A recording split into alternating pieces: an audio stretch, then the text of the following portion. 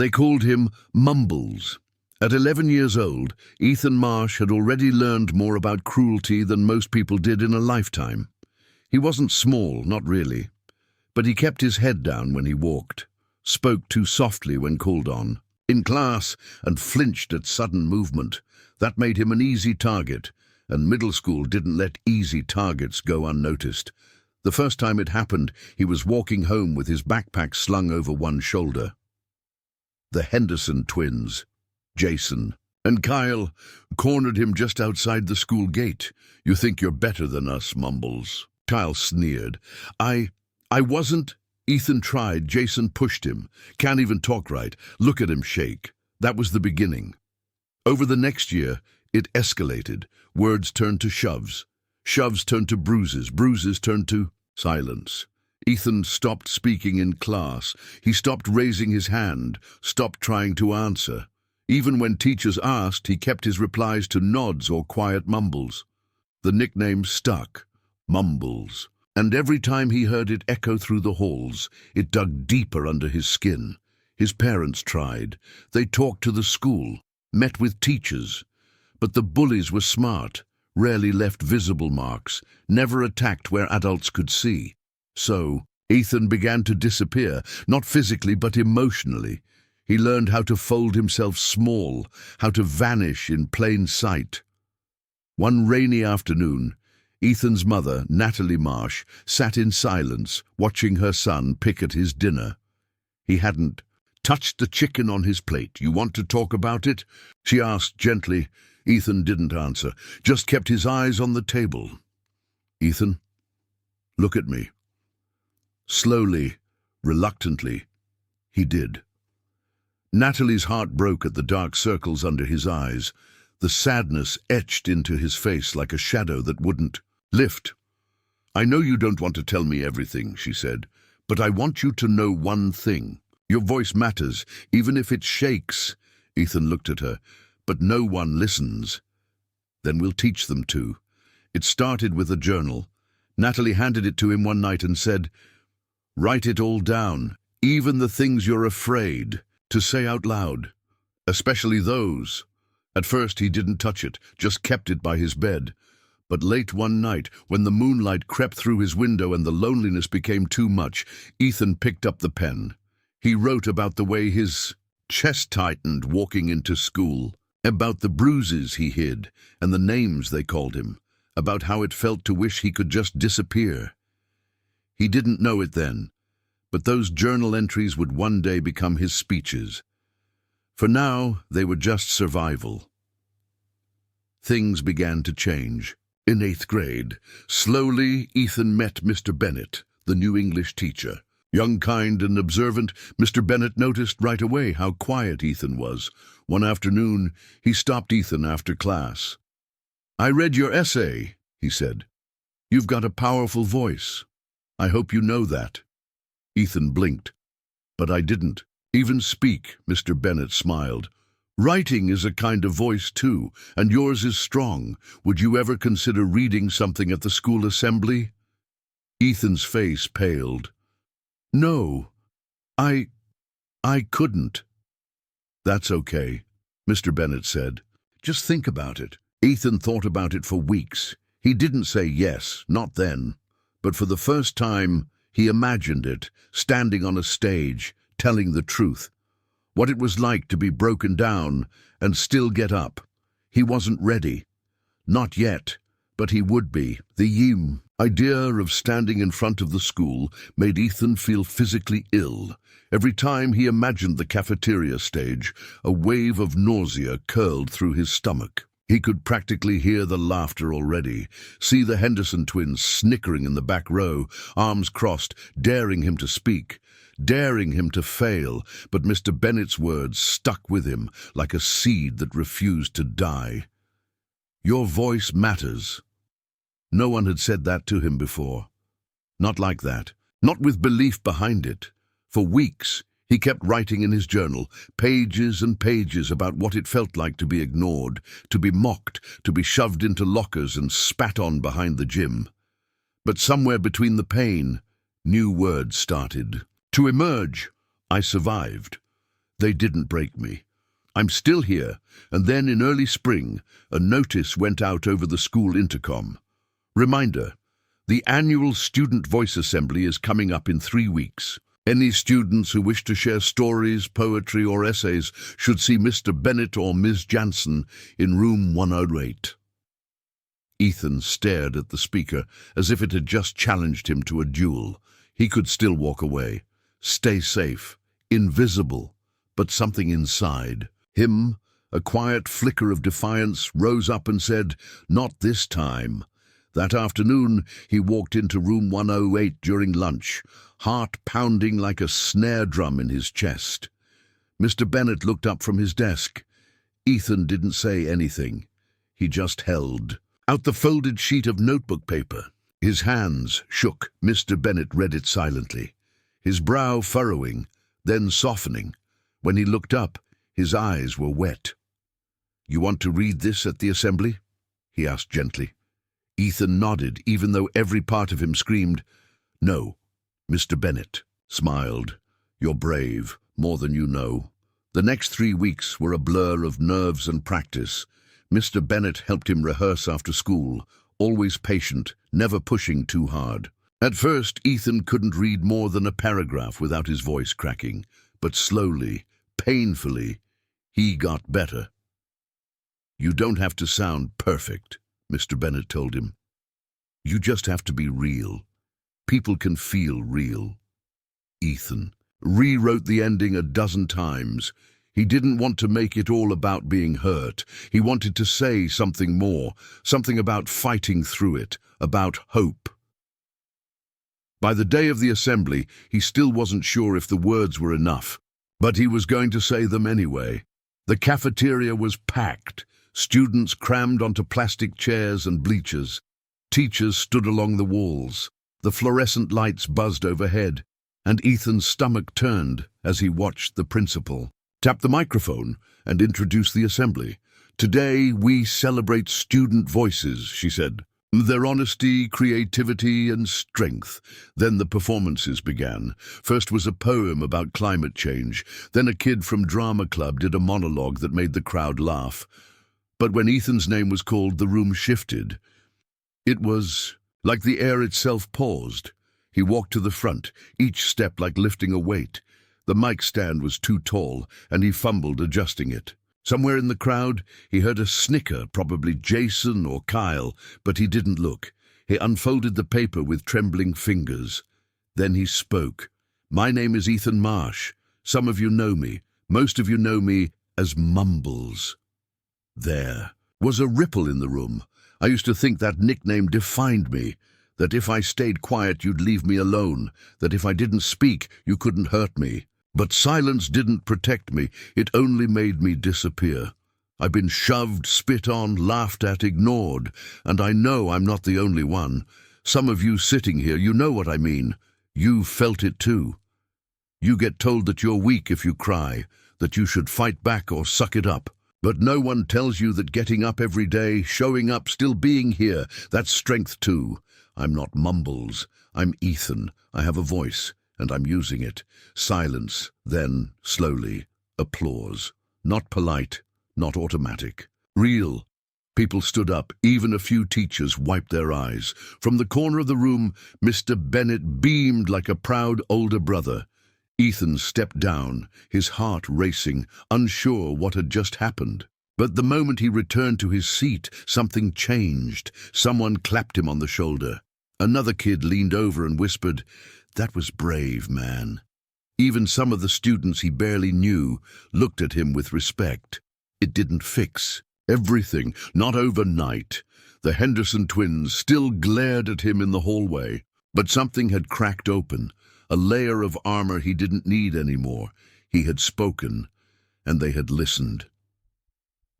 The next day, Ms. Jansen asked if she could post his speech on the school's website. Ethan hesitated, but said yes. Within a week, it had been shared hundreds of times by parents, counselors, even other schools. Then one morning, his mom handed him the phone. "Someone wants to talk to you." A woman's voice came through the receiver, kind, energetic. Hi, Ethan. My name is Jasmine Rodriguez, and I run a statewide anti-bullying initiative called Speak Up.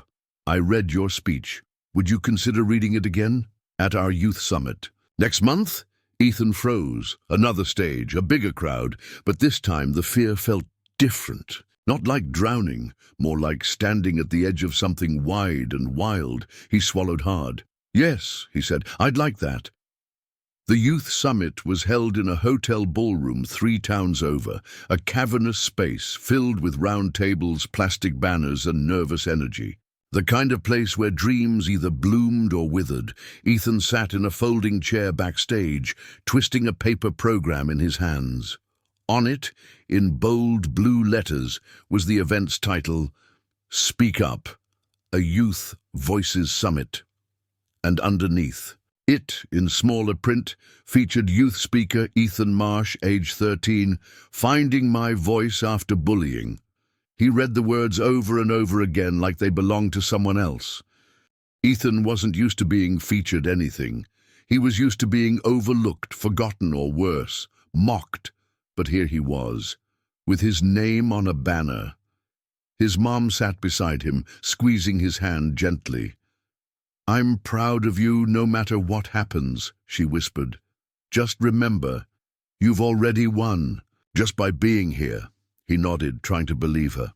But inside, a war waged. One half of him wanted to run, hide in the bathroom until it was over. The other half, small, trembling but determined, wanted to stand on that stage and prove. He wasn't the scared kid from 6th grade anymore. He had something to say, and maybe this time even more people would hear it. The host, Jasmine Rodriguez, tapped the mic.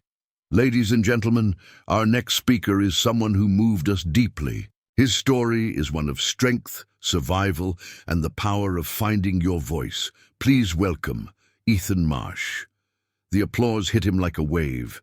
He stood, legs unsteady, and walked to the podium under the bright stage lights.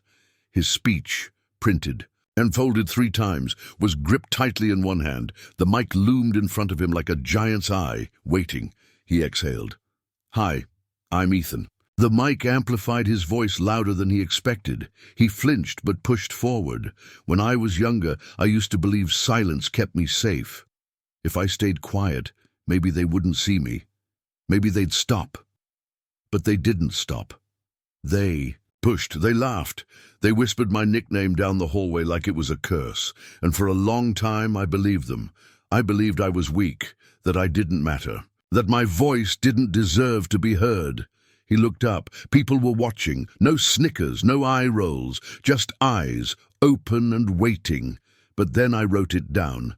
Everything, what it felt like, what I wished someone would say to me, what I needed to hear, and I realized something. There are other kids out there, kids like me, kids hiding in bathrooms, flinching at footsteps, wishing they could be invisible. This is for them. You are not invisible. You matter, and your voice can be your shield. He paused. The room was still. I'm not here because I was brave every day. I'm here because one day I was brave enough to try. So, to anyone out there who's afraid to speak up, don't wait for permission. Your story is yours to tell, and someone out there needs it. He stepped back. A few people clapped, then a few more. Then it became a wave, an ocean of applause, washing over him. He saw a girl in the front row wiping tears. A boy near the back was nodding, jaw tight like he knew the pain firsthand. And for the first time in his life, Ethan didn't feel small.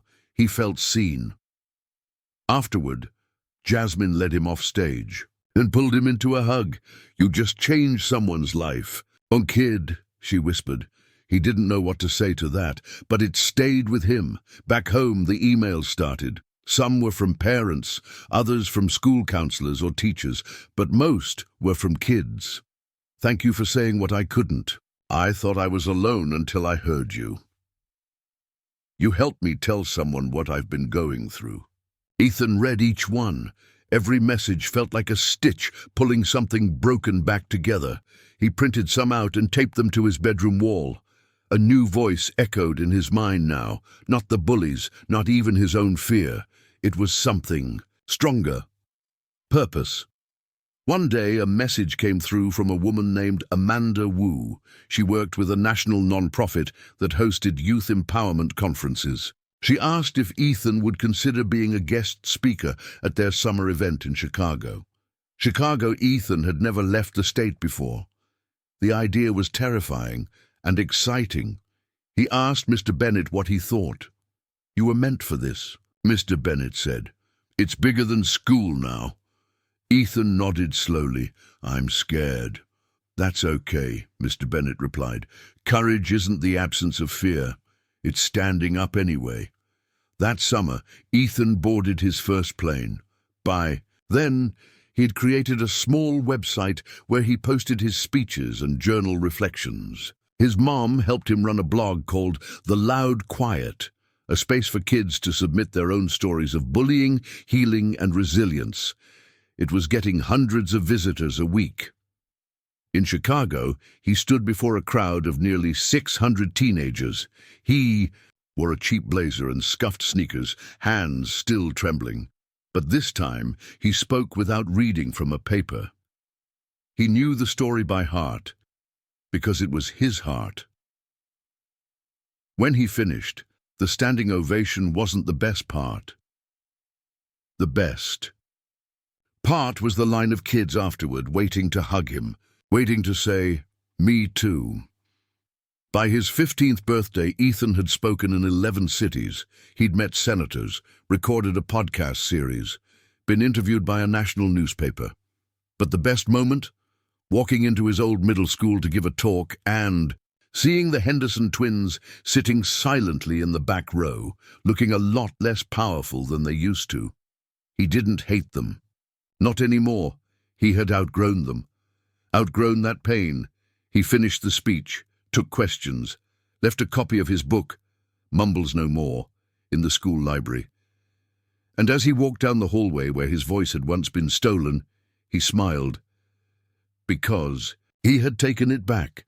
Ethan sat in his bedroom, surrounded by notebooks, some scribbled with half-finished ideas, others packed with letters from kids across the country. The wall above his desk had become a mosaic of thank-you notes, sticky notes with quotes, and screenshots of messages he'd printed and taped up.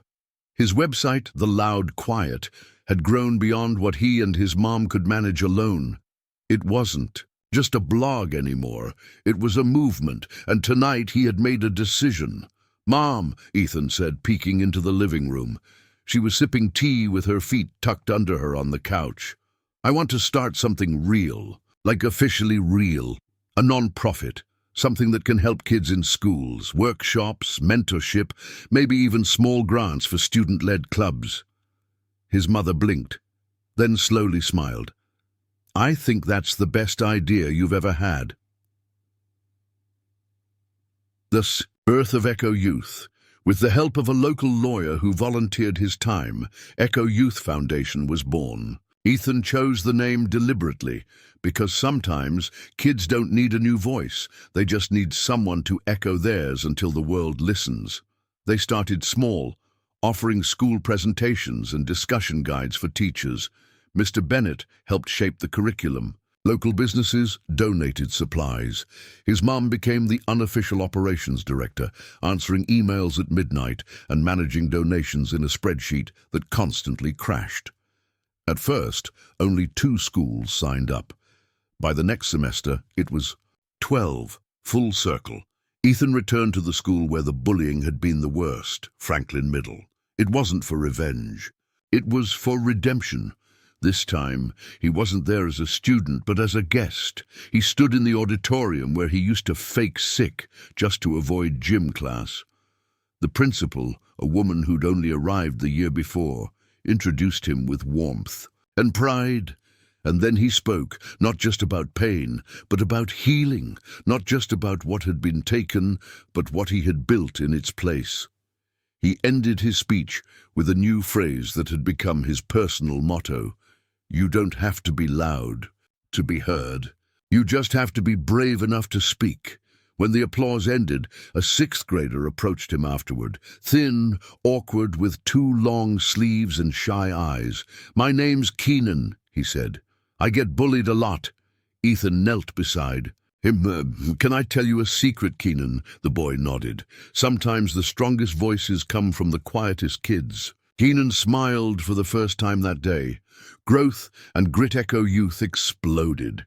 Ethan began training teen ambassadors in every state to host school support groups called Echo Circles, safe spaces where kids could talk about what they were going through.